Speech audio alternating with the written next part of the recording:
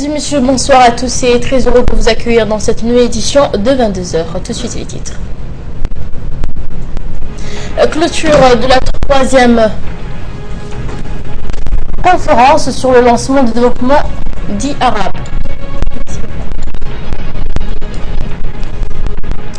Également dans le titre, le centre commercial Westgate de Nairobi a réouvert ses portes hier samedi, 2 ans après avoir été attaqué par des extrémistes somaliens.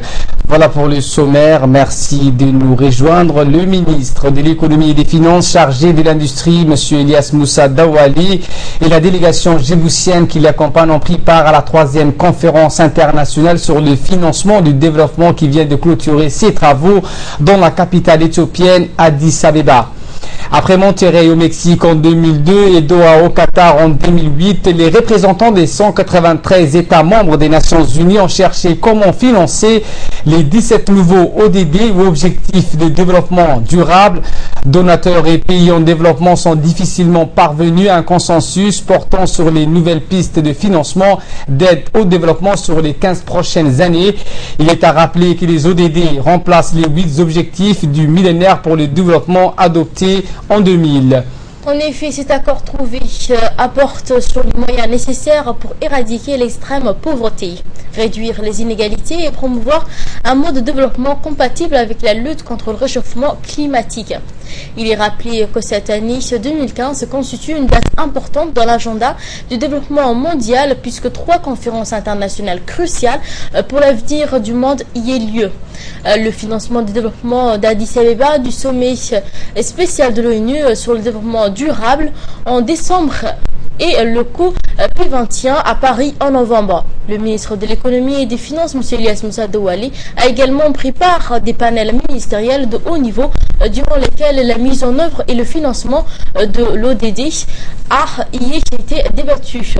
Peu avant, le ministre de l'économie, M. Elias Moussa Dawali, avait participé au forum d'investissement Chine-Afrique qui avait lieu dans la capitale éthiopienne. Durant ce forum, le ministre des Finances avait présidé une table ronde dans laquelle a pris part notamment le président d'autorité des zones franches, M. Aboubakar Omar Hadi.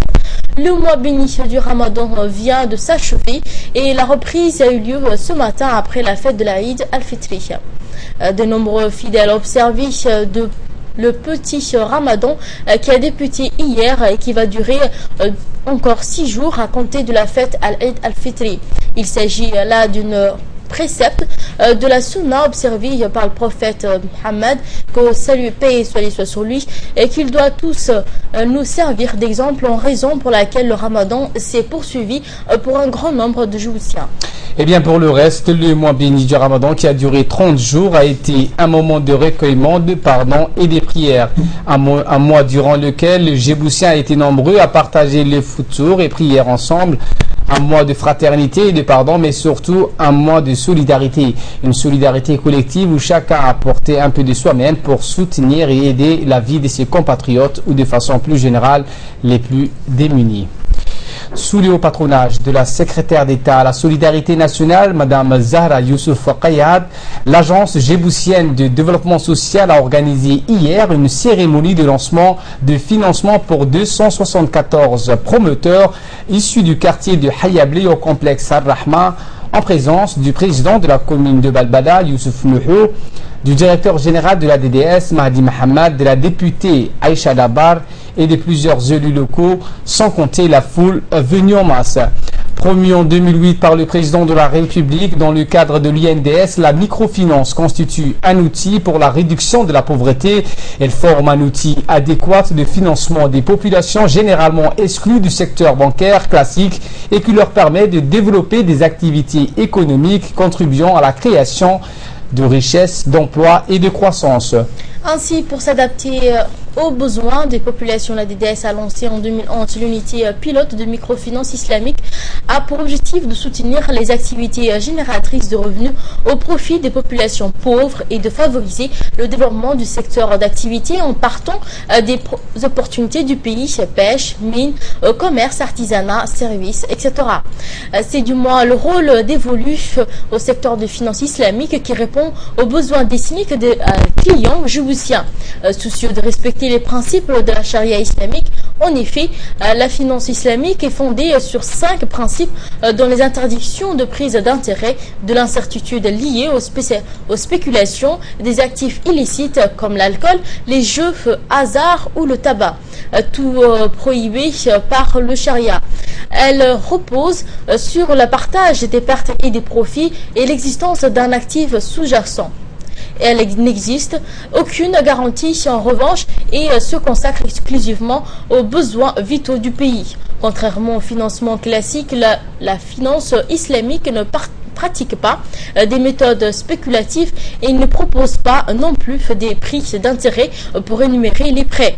Les banques islamiques ont recours à d'autres leviers pour se faire rémunérer. C'est le cas de le dire pour l'unité de microfinance de Balbala.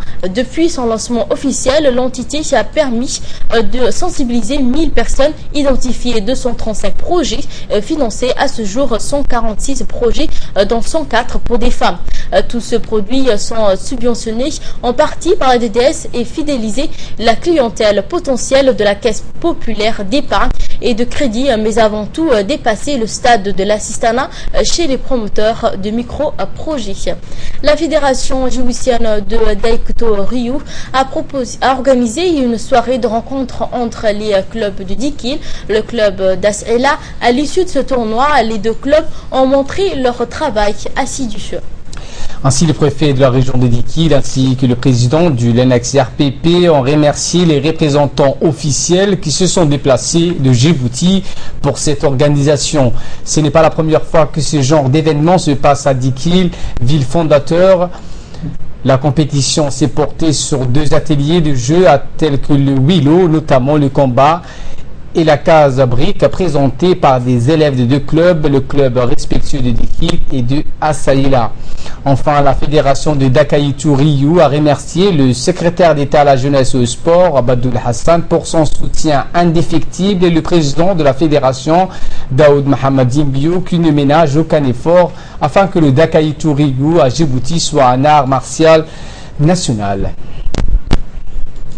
Et ce drame survenu lors d'un grave accident de la route entre Djibouti et Tajoura qui a coûté la vie à 2 jeunes hier midi.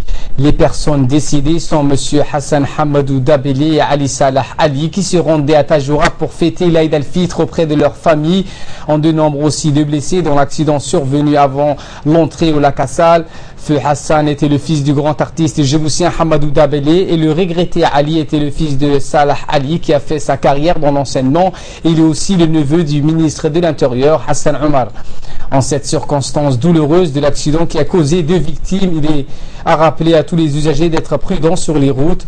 En cette circonstance douloureuse, le personnel et l'ensemble des artistes et la direction de la radio-télévision adressent les condoléances les plus attristées à la famille de 2 victimes qui nous ont quittés très jeunes. Inna lillah wa inna ilayhi raji'un. Une autre perte, nous avons appris avec beaucoup de tristesse le décès d'Akil Moussa Oufane Abou, surnommé Bou Gambouflalé. Le défunt est né en 1930 à Dikil et il est décédé hier à 18h30. Le défunt a laissé derrière lui 3 femmes et 66 enfants et petits-enfants. Que Dieu l'accueille dans son paradis éternel. Inna lillahi wa inna ilayhi raji'un. Et de là, nous passons à l'actualité internationale. L'Arabie Saoudite arrête 431 personnes accusées d'être liées à Daesh.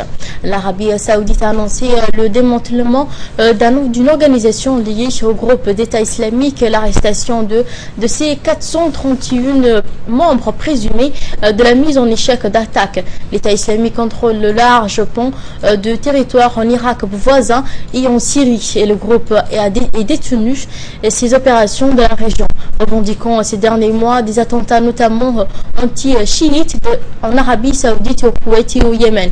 Les autorités ont réussi à détruire ces dernières semaines une organisation composée de petites cellules liées au groupe terroriste Daesh arabe des États islamiques, a affirmé le ministre de l'Intérieur saoudien dans un communiqué samedi, 2 jours après un attentat à la voiture piégée à Riyad revendiqué par le groupe djihadiste. Les cellules étaient impliqué dans plusieurs attaques, dont les attentats suicides sanglants contre le mosquée chiite dans l'est du royaume. Selon les autorités, en planifiant d'autres attaques pour le mois de Ramadan qui vient de prendre fin.